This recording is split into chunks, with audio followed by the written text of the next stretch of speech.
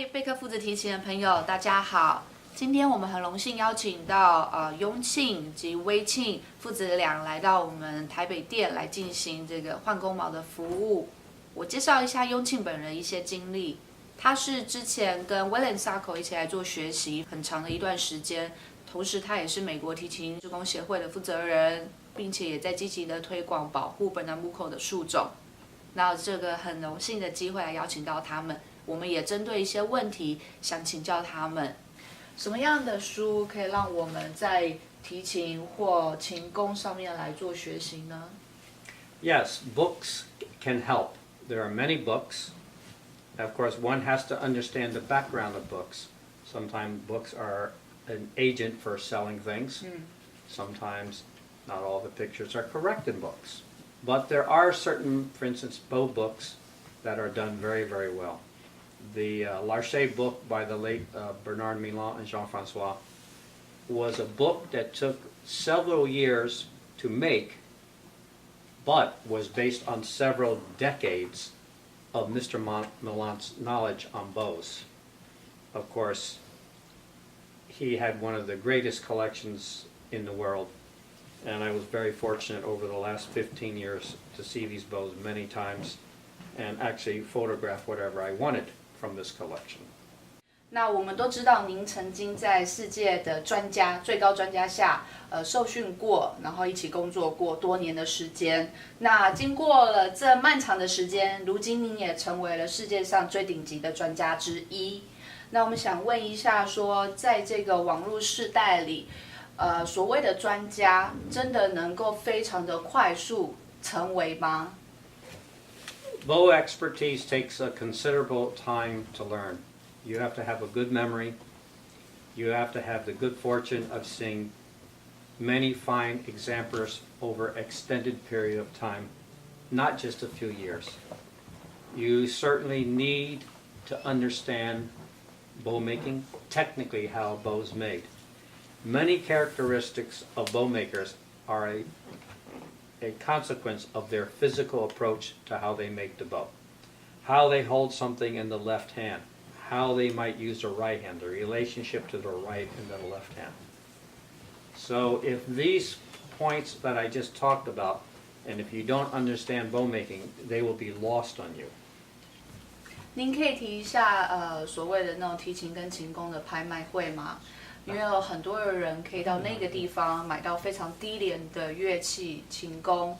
那想问一下，您自己本身会到那样的场合去购买你所需要的乐器相关东西吗？ I myself very rarely go to an auction. I do go to auctions on special occasions, perhaps when I know there's a very fine bow or a collection of bows. That is the only time I go. But generally I do not go and I do not buy bows in the auction. And generally you get what you pay for in this business. You can never buy something, or almost never buy something cheap, and it turns out to be really, really good. In my experience in this business, which is, I'm approaching 40 years in the business now, this is what I've seen. They have their place. If you want to get something that's a bargain or the condition, etc. But still, one has to be very careful. 从您刚刚提到的这个字句里，那看来这个拍卖会有相当大的风险及困难。那像您这样的专家，基本上您都很少去触碰这一块。那我觉得在这里头有很大的问题及风险。那不知道您对这事情的看法是如何呢？ So this is an interesting question. This situation has come up many times with people that I know. If you don't have the knowledge about this and you go into the auction, there are risks. Okay, and these risks are simply because you don't have enough knowledge about what you're really buying. So then the people who are buying the bows have to rely on somebody in the profession, okay? And so this is where it becomes a matter of trust between your customers, all right?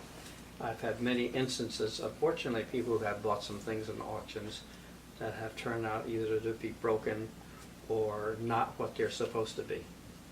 So, as I said before, even for myself, it's very difficult. You have to know how to look at the bow, what to look for physically. Bows are very tricky because 80% of many cracks can be, frankly, hidden. If you don't know how to look for these things, you end up buying a bow that has problems.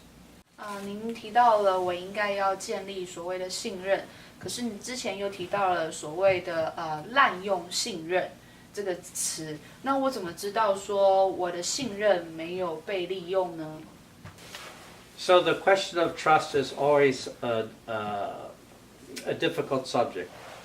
The violin and bow business has always been a difficult business. The transparency of the business is difficult, and certainly it is today. I would say if you want to try to find someone, you have to build a relationship with somebody in the business who's had experience, who knows the field. Of course, there are many things to learn, but there's always a learning process and a learning time to figure out this business. There have been many people who've come into this business who have lots of money, who have made mistakes because simply they think they have a lot of money in one business and they think they can learn this in 2 days. It doesn't work that way. This business takes a long time to learn. 如果是买乐器或琴弓有这么多的不确定性及风险的话，那在这上面您有没有一些建议给这些需要购买乐器的人一些好的一些想法呢？ I think that what again, this is going to come down to, as a consumer, you have to rely on people's opinion. So you will have to the consumer will have to build a relationship with somebody in the business that they can trust. Of course, the important things about a violin or bow are physical condition, the sound, certification. The certification itself is a subject that could be taught for many hours. But even that, one has to be careful. There are fake papers even of well-known personalities who write papers. And unfortunately, it's happening quite a bit. So the physical condition always is most important, especially above a certain price range, because there is the investment value of a bow. Then, of course, secondly is, how does the bow play? Does it work with the player and the instrument? You always have to have these three things together for the quote-unquote perfect marriage: instrument, bow, and player. But we know the player is always the biggest variable.